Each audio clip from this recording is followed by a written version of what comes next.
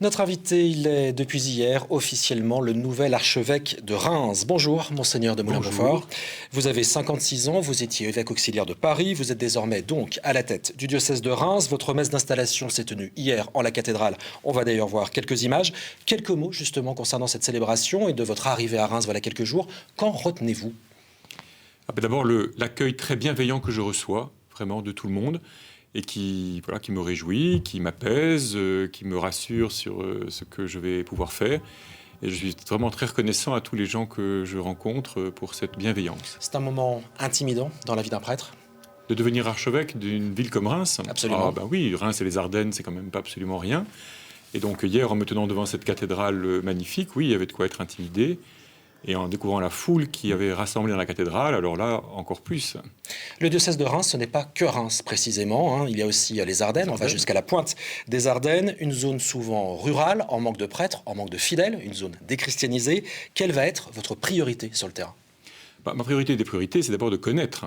Parce que moi, je ne connais rien du tout, je ne connais pas à peine Reims, je ne connais pas bien les Ardennes du tout. Donc déjà, il faut que je connaisse, que j'inscrive dans mon cœur les paysages et puis les visages aussi des gens que j'ai à rencontrer. Après, le grand défi, c'est de créer de soutenir, d'entretenir un dynamisme spirituel dans une région dont la population actuellement diminue. Donc ça, c'est un beau défi.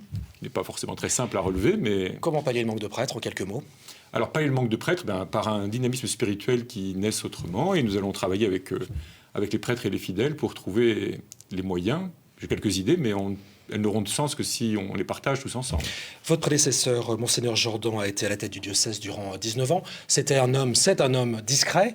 Allez-vous changer cela ? Être plus communicant, être plus présent dans les médias ? Alors moi, je ne sais pas si monseigneur Jordan était discret. Moi, je ne l'ai pas forcément connu comme quelqu'un de discret. Je l'ai entendu notamment quand nous avons nos assemblées plénières avoir de belles interventions. Discret vers l'extérieur. Discret vers l'extérieur, peut-être. Écoutez, en tout cas, moi, je pense qu'aujourd'hui, la communication est un élément important. Les médias sont des composants de notre vie publique.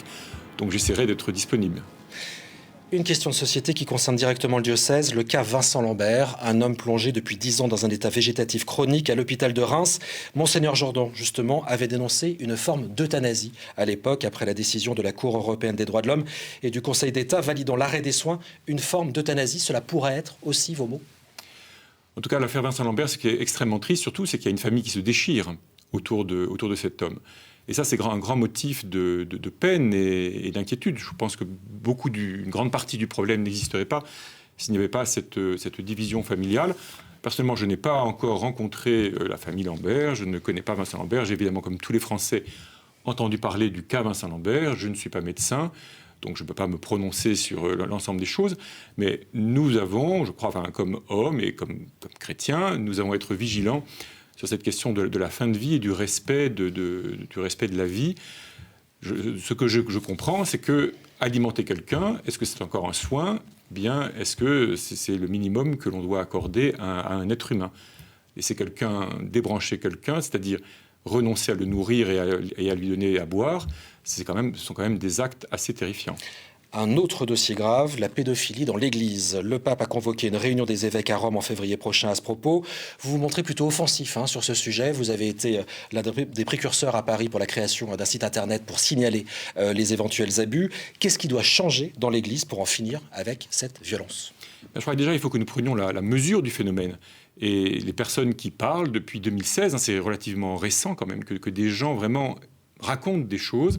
Et ça nous aide à ouvrir les yeux sur un phénomène. Moi, je suis prêtre depuis 91 jusqu'en 2016. Vraiment, à part 2-3 affaires comme ça qui sont bien connues, je n'avais jamais entendu parler de ces affaires de pédophilie ni d'abus sexuels. Et elles sont bien là, et vous le savez. Elles sont bien là, donc il faut que nous en prenions conscience, il faut que nous en prenions la mesure, il faut que nous écoutions les personnes victimes, et ça je crois que depuis quelque temps nous sommes bien engagés là-dedans.